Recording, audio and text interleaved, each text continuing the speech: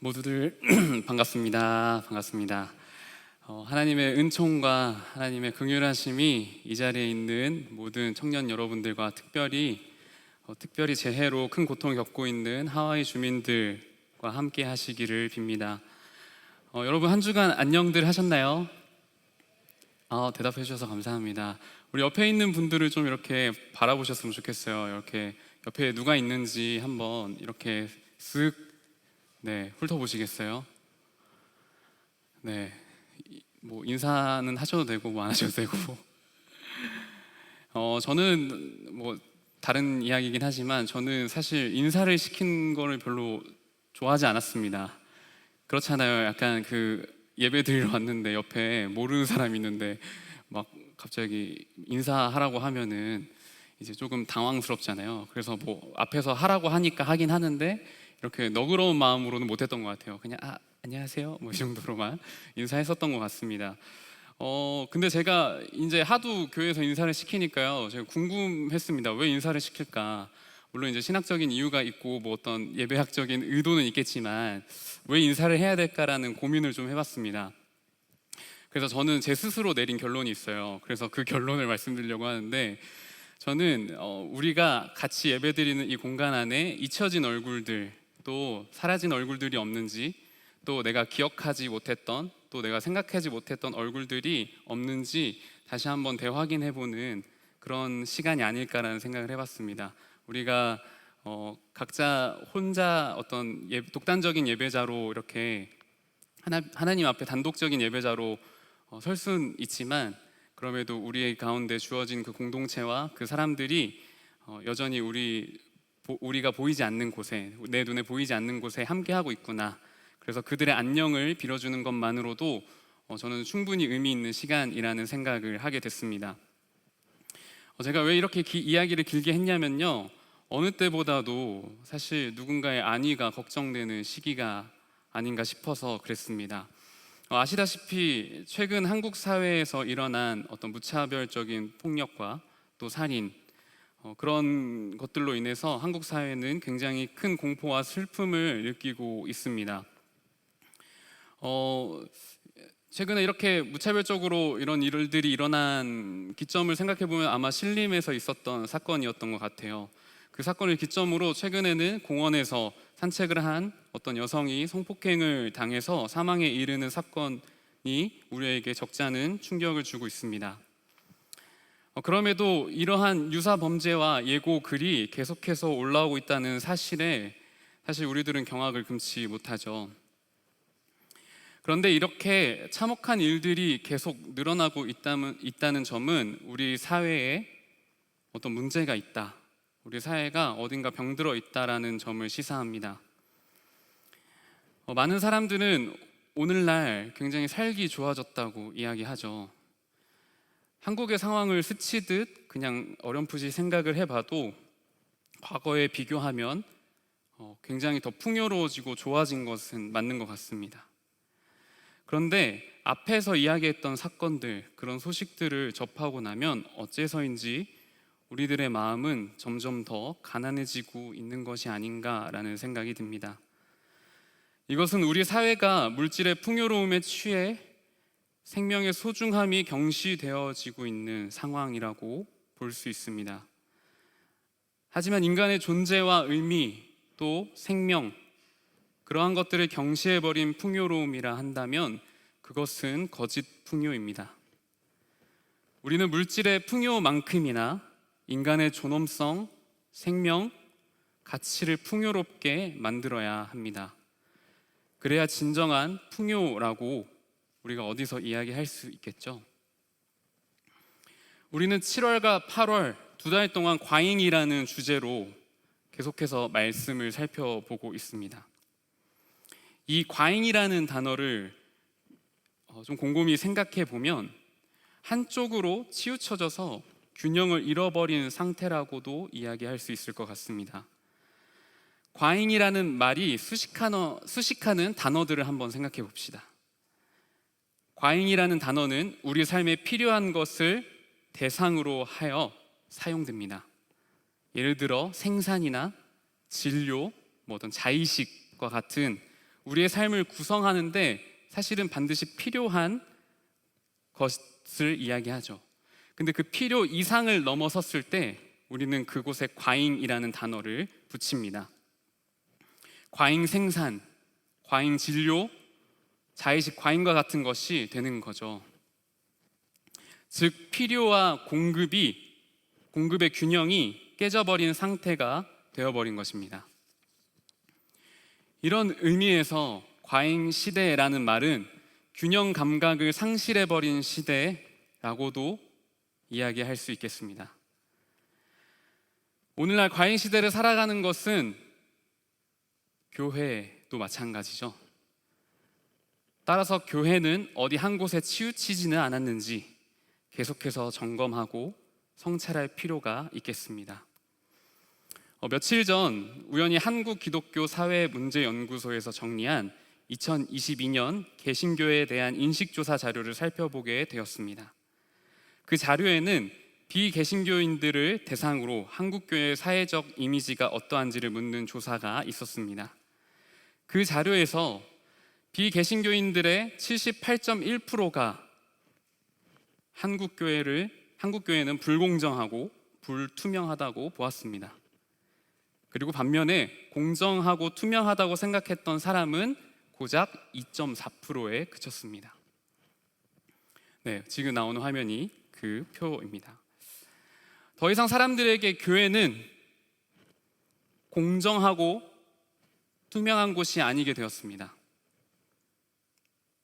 이제 그들에게 개신교인들은 믿음직스럽지 못한 사람들이 되었고 배타적인 사람들이 되었으며 말이 통하지 않는 사람들이 되었습니다. 사람들 눈에 이제 교회는 한쪽으로 치우쳐져서 매우 위태로운 상황처럼 보인다는 이야기입니다. 그리고 그 말의 의미는 우리들의 균형 감각에 이상이 생겼다는 말이기도 합니다. 그렇다면 여러분, 무엇이 이토록 우리의 균형 감각을 상실하게 했단 말입니까? 저에게 그 까닭을 묻는다면 저는 교회 안과 밖에서 일어나는 언어의 불균형을 좀 이야기하고 싶습니다. 일찌감치 신학자 마커스 보그라는 인물은요, 그리스도교에서 쓰는 언어는 오늘날 일종의 걸림돌이라 이야기한 바 있습니다. 그리고 그는 그리스도인, 비그리스도인 할 것 없이 사람들은 그리스도교를 이루는 기본적인 용어를 이해하지 못하는 것이 문제라고 지적합니다. 우리는 모두가 언어라는 매개를 통해 종교에 참여합니다. 기독교도 마찬가지고요. 다시 말해 우리가 그리스도 신앙에 참여한다는 것은 그리스도교의 언어를 올바르게 이해하고 받아들이는 데서부터 시작한다는 이야기입니다. 그런데 어느 순간부터 그리스도교인들은 사람들에게 불통의 아이콘이 되어버렸습니다. 일상의 언어와 종교적 언어를 구별하지 못하게 되었고, 그러다 보니 그리스도인들과 비그리스도인들은 서로 이해하는 게 더욱 힘들어졌습니다.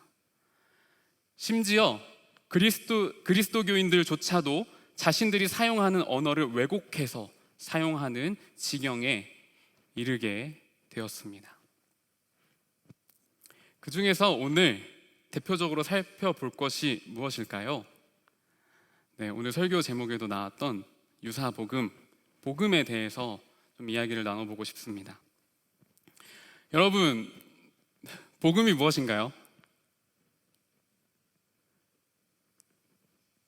신앙이 다들 좋으시네요. 네, 속으로 다들 생각하고 계시죠? 네, 제가 찬양팀 지목할까 했다가 원망할 것 같아서 지목하지 않겠습니다. 다들 복음이 무엇이라고 생각하십니까? 교회에서 복음이라고 이렇게 많이 얘기하잖아요. 복음을 믿으세요, 여러분. 생각 다들 하셨나요? 복음이 무엇인지? 아마도 대부분 이 복음이 무엇이냐고 물어본다면 다양한 답변들이 나오겠지만 대부분 죄, 예수님, 천국과 같은 단어들이 줄을 이뤄서 대답을 할 것 같습니다. 맞나요? 감사합니다. 네. 제가 마술사는 아니어서 틀릴 수도 있어요. 네. 하지만 이러한 단어들을 조합해서 제가 한번 복음에 대해서 이야기해 볼 테니까 들어보신 적 있으면 끄덕 한번 해주세요. 아마도 이런 대답을 하셨을 것 같아요. 죽을 수밖에 없는 죄인된 우리를 하나님께서 너무나 사랑하셔서 독생자 예수님을 보내주셨고, 그분의 죽으심으로 우리는 죄사함을 받았습니다. 이제 그 예수님을 믿으면 구원받고 영원한 하늘나라에 살게 될 것입니다. 아멘이신가요? 감사합니다. 아마도 현대의 많은 그리스도인들은 이것이 복음에 대한 가장 적절한 설명일 것이다, 이렇게 이야기할 것 같습니다. 그런데 저는 조금 딴지를 걸어보려고요. 이러한 설명은, 이러한 방금 제가 이야기했던 그 복음에 대한 설명은 사실 지극히 종교적이고 개인적이며 내세지향적인 의미로 축소시키는 설명입니다. 아주 단편적인 설명이라고 할 수 있죠. 예수님 시대의 복음이라 불리는 헬라어 유앙겔리온이라는 단어가 있습니다. 이 유앙겔리온은 로마 황제와 관련된 용어입니다. 황제의 탄생, 황제의 생일, 황제가 즉위할 때 그 좋은 소식을 유앙겔리온이라는 단어를 사용했습니다. 복음도 정확히 이 단어를 사용합니다. 또 로마 황제나 장군이 어떤 전쟁에서 승리했을 때 유앙겔리온 하면서 어떤 승정보를 알릴 때도 이 단어를 사용했습니다. 따라서 예수님 시대의 모든 사회 구성원들은 이 복음이라는 단어를 알고 있었습니다. 다시 말해, 당시 복음이라는 말은 모두에게 통용되는 또 사회적인 용어였습니다. 물론 예수와 그의 제자들은 그 복음이라는 용어를 새로운 차원의 의미로 재해석하지만, 여기서 먼저 짚고 넘어가고 싶은 것은 복음이라는 것이 일반 사회를 살아가는 모든 사람들에게 밀접한 연관이 있었다는 사실입니다. 그리고 그 내용은 지극히 현실을 배경으로 둔 내용이었죠. 예수님은 모든 사람들이 일반적으로 인식하는 복음이라는 단어를 사용하여 새로운 복음, 참된 복음의 의미를 전했습니다.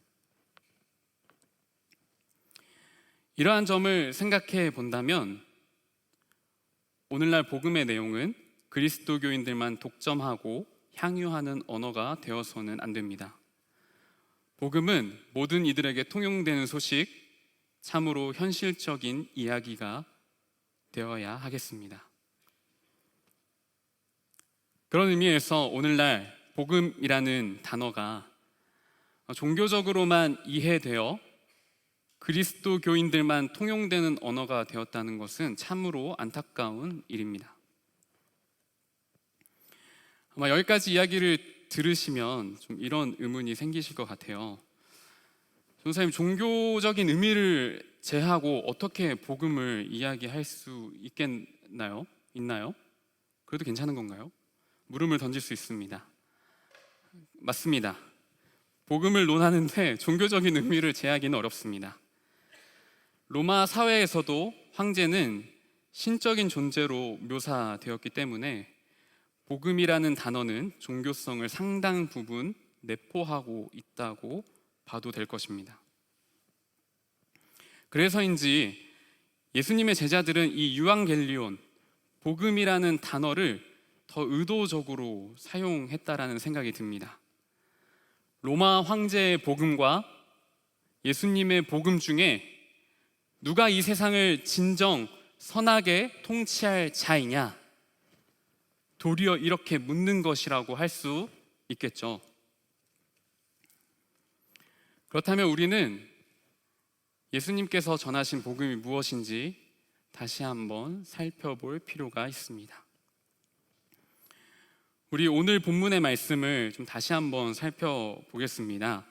먼저 이사야 61장 1절에서 3절 말씀을 제가 한번 읽어보도록 하겠습니다. 한번 눈으로 잘 따라와 주세요. 주 여호와의 영이 내게 내리셨으니 이는 여호와께서 내게 기름을 부으사 가난한 자에게 아름다운 소식을 전하게 하려 하심이라.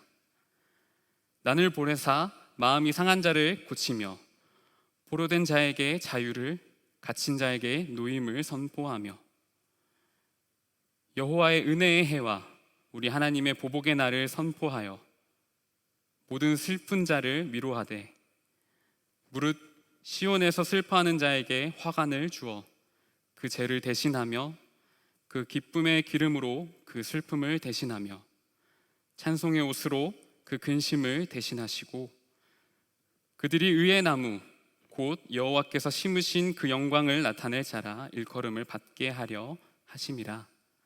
아멘. 이 이사야의 말씀을 예수님께서 낭독하는 그 장면이 그 신약 성서에 기록이 되어 있습니다. 그 구절도 함께 찾아볼 텐데요. 누가복음 4장 16절에서 19절 말씀입니다. 이것은 저와 여러분이 한번 교독해서 읽어보도록 하겠습니다. 예수께서 그 자라나신 곳 나사렛에 이르사 안식일 늘 하시던 대로 회당에 들어가사 성경을 읽으려고 서심해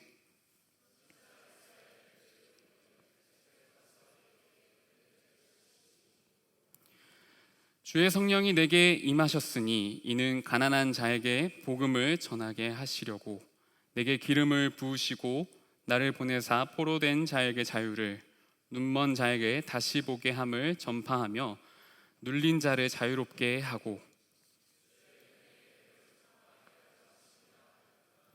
아멘. 혹시 두 가지 본문을 대조하시면서 차이점을 보셨나요? 약간의 차이가 있기는 했죠. 아마 쑥 지나가서 이사야 61장은 가난한 자에게 아름다운 소식이라는 표현을 쓰고요.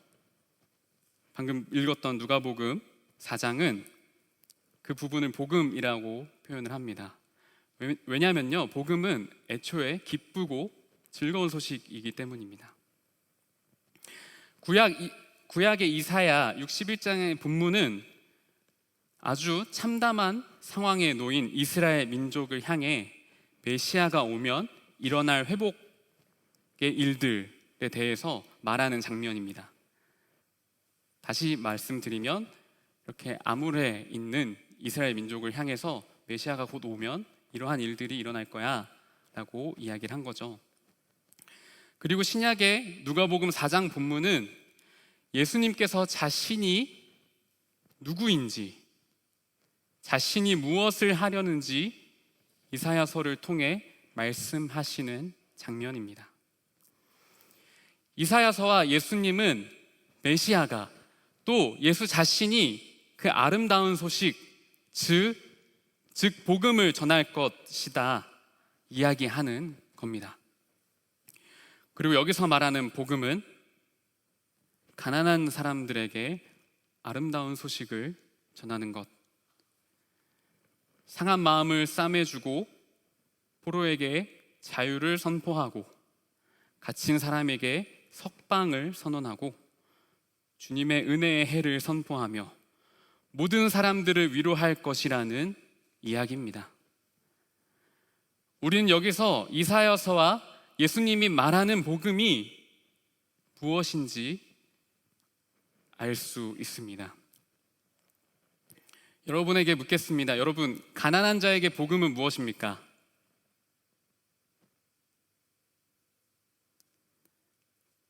알고 있지만 말씀하지 않는 거죠. 가난한 자에게 복음은 가난에서 벗어나는 것입니다. 여러분 가난하신가요? 네, 저는 가난합니다. 그렇다면 굶주린 자에게 복음은 무엇입니까? 네, 말씀하시는 것 같습니다. 배불리 먹는 것이겠죠. 포로된 자에게 복음은 억압에서 풀려나 고향으로 돌아가는 것입니다. 눈먼 자에게 복음은 무엇이겠습니까? 다시 보는 것입니다. 쉼없던 자에게 복음은 안식이며 억울한 자에게 복음은 진실을 가려내는 것입니다. 나아가 죄인된 자에게 복음은 용서받는 것입니다. 여러분, 이 모든 것이 예수님께서 말씀하셨던 바로 그 복음의 내용입니다. 이러한 예수의 복음은 로마 황제의 복음과 극명하게 대비됩니다. 황제의 복음은 자세하게 설명하진 않았지만 힘과 권력을 기반으로 한 복음이었습니다. 모두가 그 복음, 유앙겔리온이라는 소식은 알았어도 그 복음의 수혜를 입을 수 있는 사람들은 황제와 그 기득권층들만 그 수혜를 받았습니다. 팍스 로마 많이들 들어보셨죠? 로마 황제는 팍스 로마라는 미명 아래 언제든 폭력과 무력으로 약한 이들을 희생시키는 것이 가능했습니다. 황제의 복음은 바로 그러한 복음이었습니다. 하지만 예수님의 복음은 어떠했나요? 예수님의 복음은 그 황제의 복음과는 정반대의 이야기입니다. 로마 제국에 희생당한 이들, 그들에게 소외된 자들, 병들고 지친 자들, 줄이고 목마른 자들, 삶의 터전을 빼앗긴 자들, 가난한 자들, 포로된 자들, 억울한 자들을 향해 예수님은 그들에게 진실로 필요한 것을 제공함으로써 진정한 하나님 나라의 소식을 전했던 것입니다. 여러분, 오늘날 로마 황제는 사라졌습니다. 맞나요?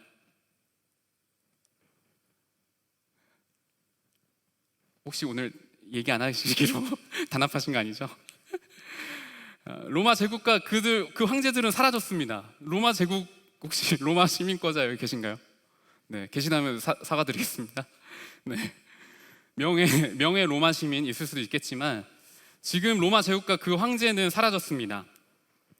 그렇다면 여러분, 로마의 복음, 황제의 복음, 제국의 복음은 이제 정녕 끝이 난 걸까요? 당연히 아닙니다. 제국의 복음은 여전히 다양한 형태로 오늘날까지 기세등등한 채로 우리 곁에 남아 있습니다. 심지어 교회에서조차도 그런 제국의 형태의 복음을 발견하기도 합니다. 그들은 스스로가 예수의 복음을 따른다고 말하지만 교회 안에서만 향유하는 복음, 개인 구원의 문제가 해결됐으니 다른 이들은 아무래도 상관없다는 복음, 따라서 이제 세상의 일은 나와 무관하다는 복음. 하지만 하나님께서는 내 자신의 필요는 반드시 채워주실 거라는 복음. 나에게는 한없이 자비롭지만 남들에게는 엄격한 복음. 다른 사람들을 섬긴다 하지만 성별의 유무와 장애의 유무와 심지어 종교의 유무를 따지는 복음. 이러한 유사 복음들은 여전히 우리가 로마 제국의 복음에서 벗어나지 못한 것 같이 보이게 만듭니다. 여러분, 예수님께서 어떠한 삶을 사셨는지를 생각해 봅시다. 예수님이 무엇을 하셨고 어떤 말씀을 하셨고 또 어떤 행동을 하셨는지 생각해 봅시다. 예수님께서는 병든 자에게 아무런 조건 없이 고침을 주셨습니다. 굶주리고 목마른 자에게는 안식일에 여부와 상관없이 먹을 것을 나눠주셨습니다.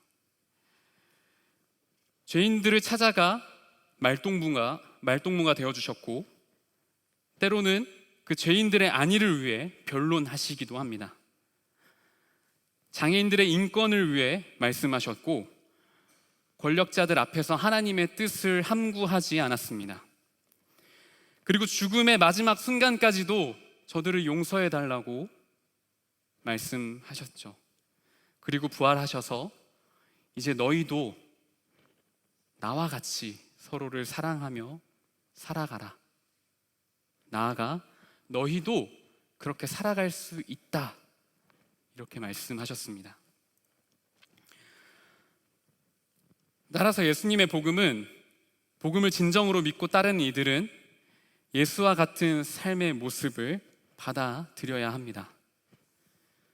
예수의 복음을 받아들이는 동시에 제국의 복음, 유사 복음을 겸할 수는 없습니다. 물론 때때로 제국의 복음이 우리를 너무나 강하게 옥죄어 와서 우리를 휘둘릴 수는 있겠죠. 하지만 결코 순응할 수는 없는 일입니다. 그리고 예수님은 팔복의 말씀을 통해서 이러한 인생이 복되다고 오늘 이야기하고 계신 겁니다. 마태복음 5장 10절에서 12절 말씀을 한번 읽어보도록 하겠습니다. 의를 위하여 박해를 받은 자는 복이 있나니 천국이 그들의 것임이라. 나로 말미암아 너희를 욕하고 박해하고 거짓으로 너희를 거슬러 모든 악한 말을 할 때에는 너희에게 복이 있나니 기뻐하고 즐거워하라. 하늘에서 너희의 상이 큼이라. 너희 전에 있던 선지자들도 이같이 박해하였느니라. 여러분, 우리는 지난 2달 동안에 팔복의 본문을 가지고 말씀을 나눴다는 사실 다들 기억하실 겁니다. 예수님의 상산수훈의 팔복은 8가지의 복에 대해서 이야기하는 내용이었죠. 그런데 여러분, 이 팔복 설교 들으시면서 어떤 생각이 드셨나요? 이게 복이야? 이런 복 나 안 가? 나 안 해. 나 이 복 필요 없어. 이렇게 생각하지 않았나요? 신앙이 다들 좋으셔서. 저는 사실 이게 복이야? 라는 생각이 들었습니다. 복과 그 어려움에 비해서 딸려오는 어떤 결과가 그리 커 보이지 않는 그런 느낌이 들죠. 여러분, 팔복의 내용은 이렇습니다. 어려운 것들을 계속해서 이야기해요. 여러분, 심령이 가난한 것이 어떻게 복이 됩니까? 어떻게 애통하는 자가 복이 있다고 말할 수 있습니까? 온유하면 만만하게 보는 세상에서 그게 어떻게 복이 됩니까? 의에 줄이고 목마른 것은 그냥 비참한 것 아닙니까? 마음이 청결하다고 해서 누가 알아줍니까? 화평하게 한다고 누가 우리를 인정해 줍니까? 의를 위해 손해보는 것이 정말 복이냐는 말입니다. 여러분, 이 팔복의 말씀을 들었을 때 제국의 복음을 가지고 살아가는 사람에게는 이러한 것이 복이 될 수 없습니다. 왜냐하면 제국의 복음은 힘의 논리가 가장 앞서기 때문입니다. 누군가를 침범하고 누군가를 약탈하고 그 위에 내가 서 있는 것, 그것이 제국의 논리입니다. 그런데 예수님은 오늘 전혀 다른 이야기, 팔복을 말씀하시면서 이것이 복되다라고 이야기하십니다. 왜일까요? 하나님의 나라는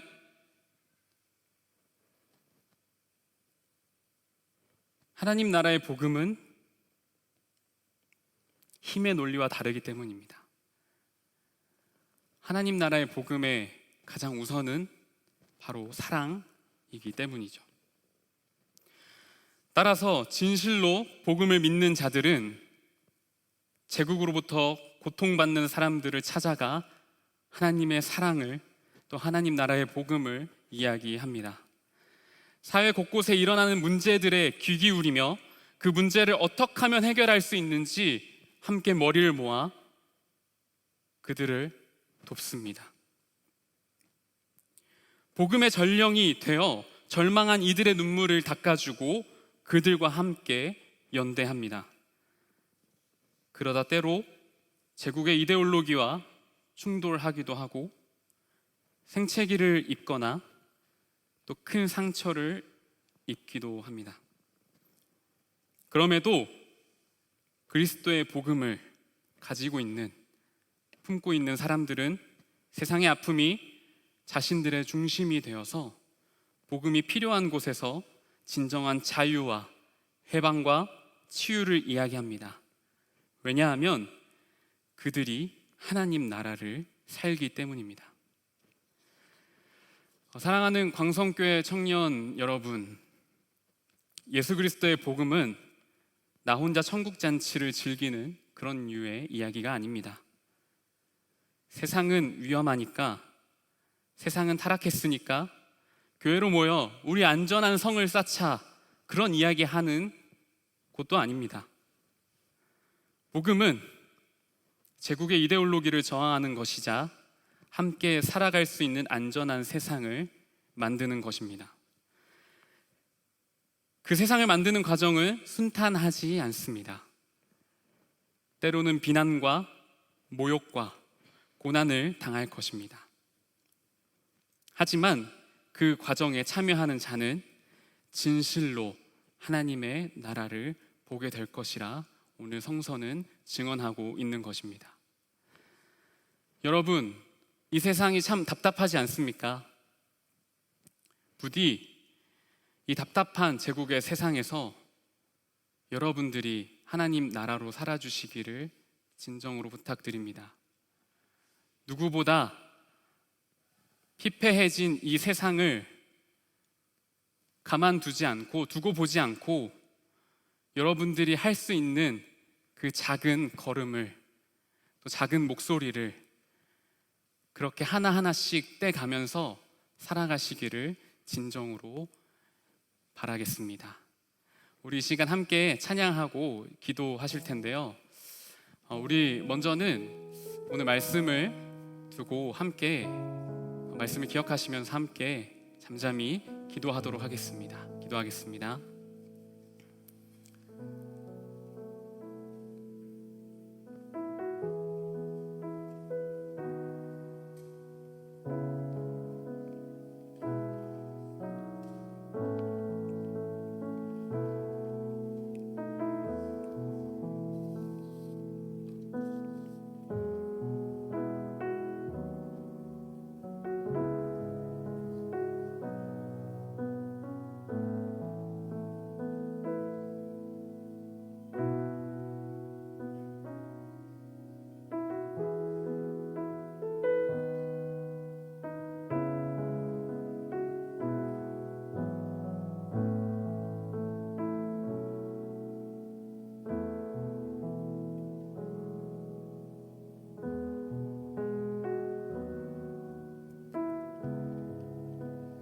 한 번 더 기도하실 때 여러분 스스로에게 한번 물어보는 시간을 갖겠습니다.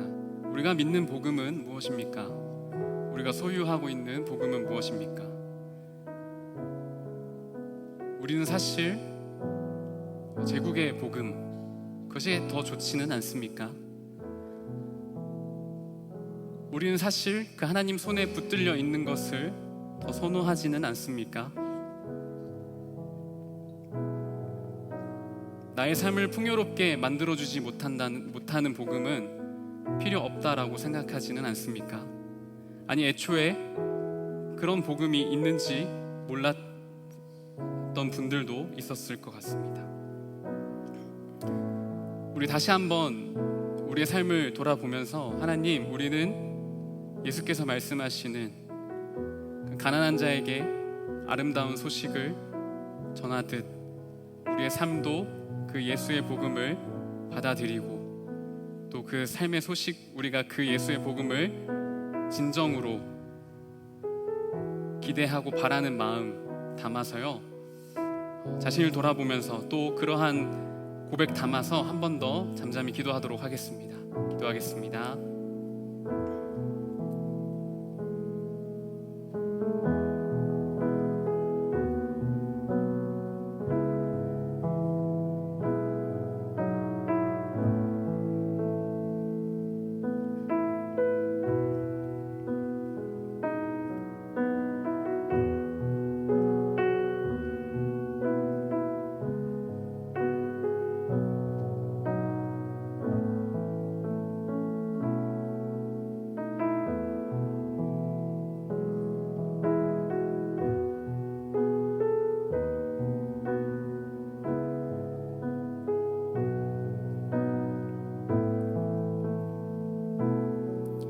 우리 마음을 담아서 이 찬양의 가사를 함께 고백하겠습니다. 삶의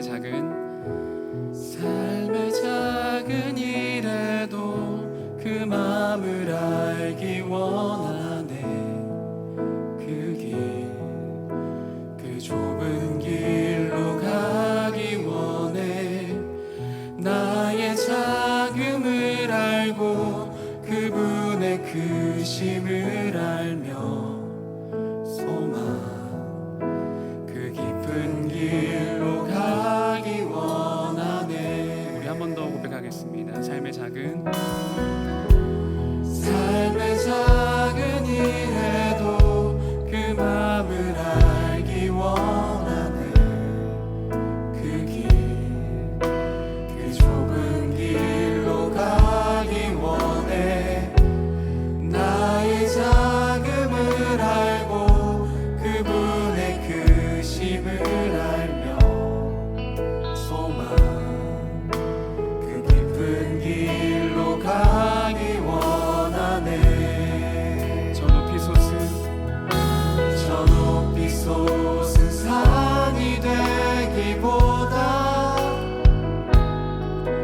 여기 오름직한 동산이 되길. 내 가는 길만 비추기보다는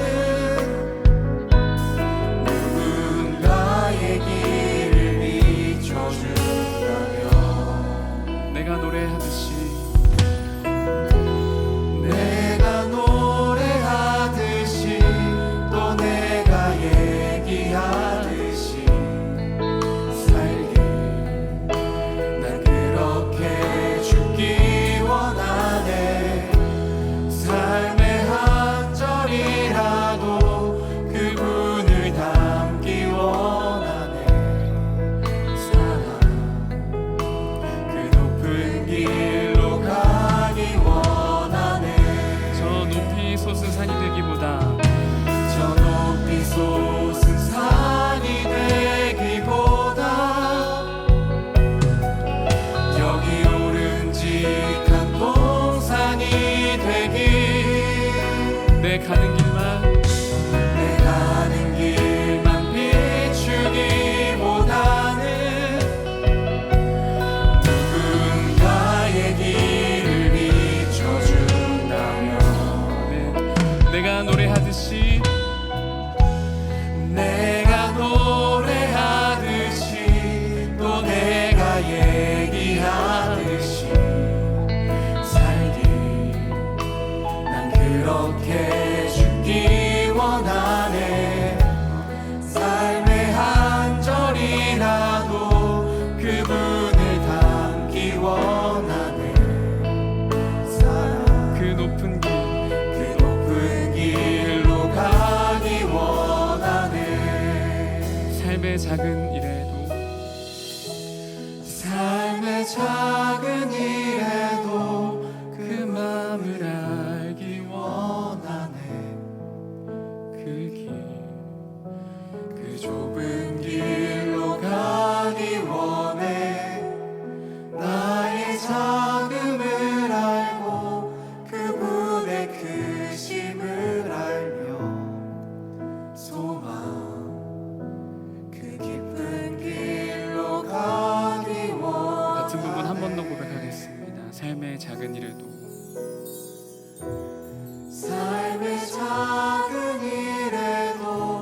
그 마음을 알기 원하네. 그 좁은 길로 가기 원해. 나의 작음을 알고 그분의 크심을 알며 소망 그 깊은 길로 가기 원하네. 한 번 더 기도하실 때 우리가 방금 고백했던 가사를 기억하며 기도합시다. 여러분들은 누구의 마음을 알기를 바라십니까? 황제의 마음인가요? 아니면 예수의 마음입니까? 이상하게도 우리가 황제의 복음, 그 황제의 마음을 바라고 원하고 할수록 우리는 더욱더 커지려고 합니다. 그런데요, 예수의 마음을 알고자 하는 사람들, 또 예수의 삶을 살려고 하는 사람들의 모습은 우리가 방금 고백했던 것처럼 나의 자금을 알게 되는 참으로 신비로운 이야기가 아닐 수 없습니다. 다시 한번 묻겠습니다. 여러분, 누구의 마음을 알기를 원하십니까?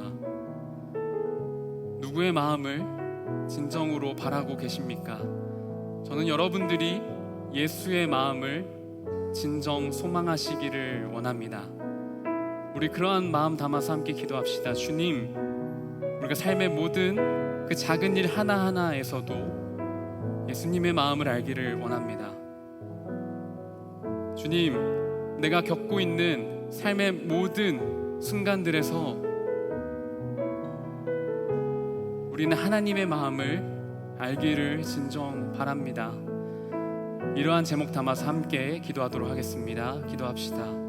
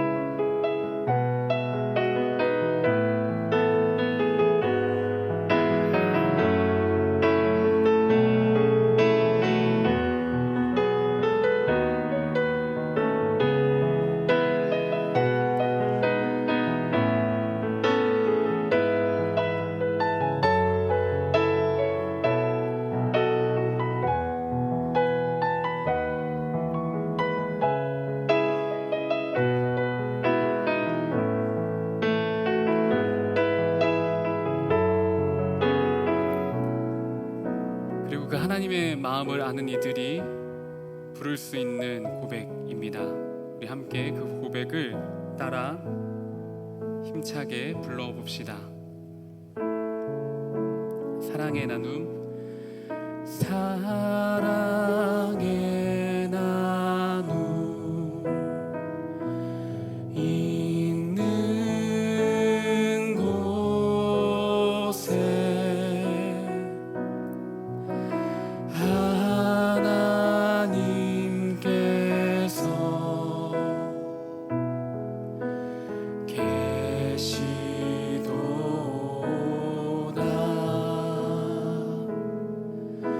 사랑의 나눔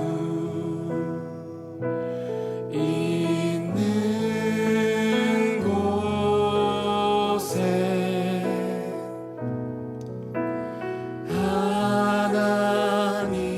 하나님께서 계시도다. 사랑의 나눔. 사랑의 나눔 있는 곳에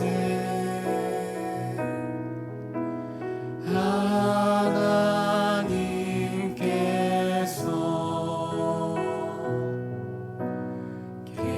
계시도다. 우리 목소리로 한번 더 가겠습니다. 사랑의 나눔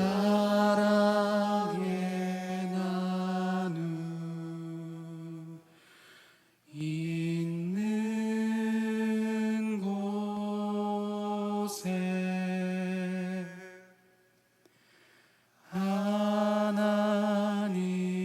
하나님께서 계시도다.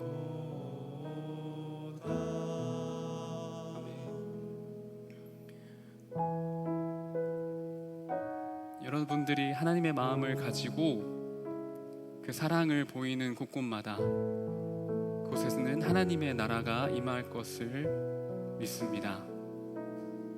여러분들이 사랑을 실천하는 곳곳마다 그곳에는 하나님이 계신 자리입니다. 여러분들의 자리를 황제의 자리로 만들지 마시고 여러분들의 자리를 아무것도 없는, 아무 이들조차 방문하지 않는 그런 자리로 만들지 마시고 사랑이 있는 자리, 하나님이 계신 자리로 만드시기를 바랍니다. 우리 그러한 제목 담아서 한 번 더 기도하겠습니다. 하나님, 우리 하나님 마음을 가지고 그리스도의 그 마음 가지고 우리가 가야 할 그곳을 향해 나아가겠습니다. 이러한 고백 담아서 함께 기도하겠습니다. 기도합시다. 하나님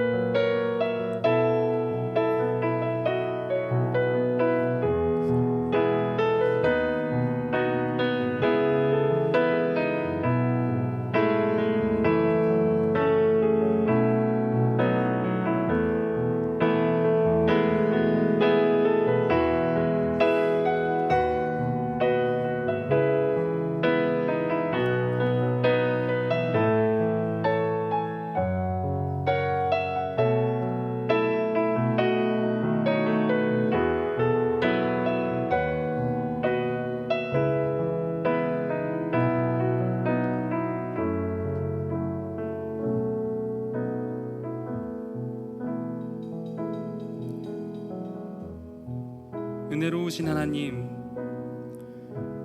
갈수록 눅눅해지기만 하는 우리의 기도가 나만을 위한 기도가 아니었으면 합니다. 나를 위해 흘릴 줄만 알았던 눈물은 이제 거두어 주시고 새로이 마주할 이들을 위한 희망의 눈을 허락하여 주십시오. 힘과 지배의 세상에서 사랑과 섬김의 논리는 아무런 힘이 없어 보입니다. 하지만 예수님께서 말씀하신 그 8가지의 복을 떠올려 봅니다. 우리는 그 예수님의 복음을 다시 한번 생각해 봅니다. 그리고 언제나 당당하셨던 그 예수님의 모습을 생각해 봅니다.